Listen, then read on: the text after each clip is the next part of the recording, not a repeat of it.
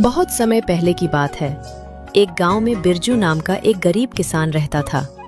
उसका बहुत छोटा सा परिवार था। उसके परिवार में एकमात्र उसकी बेटी थी, जिसका नाम लाली था। बिरजू ने बहुत ही शौक से लाली को शहर में पढ़ने के लिए भेजा था। बिरजू की बेई लाली बहुत ही गुणवान और होशियार थी। उसी गांव में बलवंत सिंह नाम का एक लालची और बेईमान जमींदार रहता था। वह अपने जमीन गरीब किसानों को ठेके पर देता था और उस जमीन के बदले वो गरीब किसान से बहुत ज्यादा कर वसूलता था। जमींदार बलवंत सिंह बहुत ही ज्यादा लालची था। वो गरीब किसानों को बहला फुसला कर पहले तो अपनी जमीन ठेके पर देता और बाद में किसानों से ही शर्त रख देता था। इन गरीब किसानों की भी क्या जिंदगी है। बस 2 वक्त की रोटी के लिए दिन भर काम करते रहते हैं और पूरी जिंदगी 2 वक्त की रोटी के लिए तरसते रहते हैं। और मुझे देखो, मैं बस इन्हें आदेश देता हूँ और समय आने पर सारी फसल हमारे गोदामों में भर जाती है और ये गरीब किसान हमारे आगे जी हुजूरी करते रहते हैं और हमारे सारा काम करते रहते हैं। इसे कहते हैं, दिमाग हो तो बलवंत सिंह के जैसा, वरना ना हो। हाँ मालिक, आप तो यहाँ के जमींदार हैं और किसानों को अपनी मुट्ठी में रखते हैं। इनको कैसे इस्तेमाल करना है ये आप भली भांति जानते हो।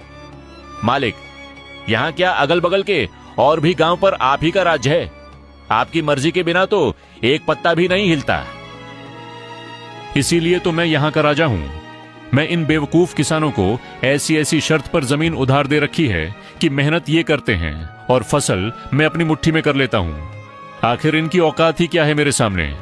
जमींदार अपने नौकर से ये सब बातें कर ही रहा होता है, तभी उसके पास एक बिरजू नाम का एक गरीब किसान आता है, जो बहुत दुखी और परेशान होता है।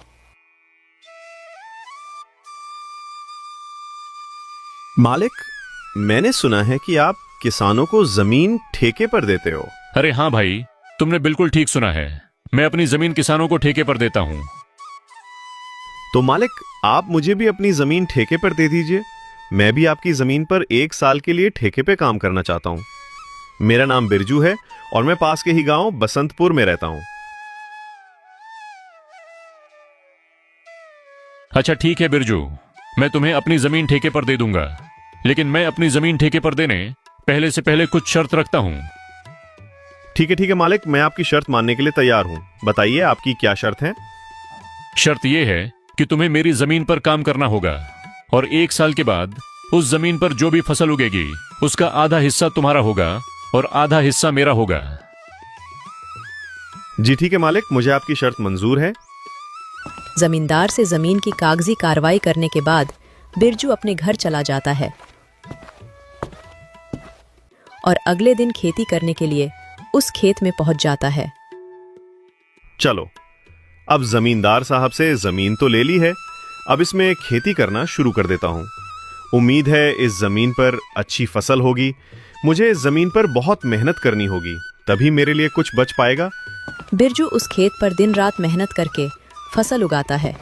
कुछ महीनों बाद गेहूं की फसल उगकर तैयार हो जाती है और बिरजू गेहूं की फसल की कटाई शुरू कर देता है।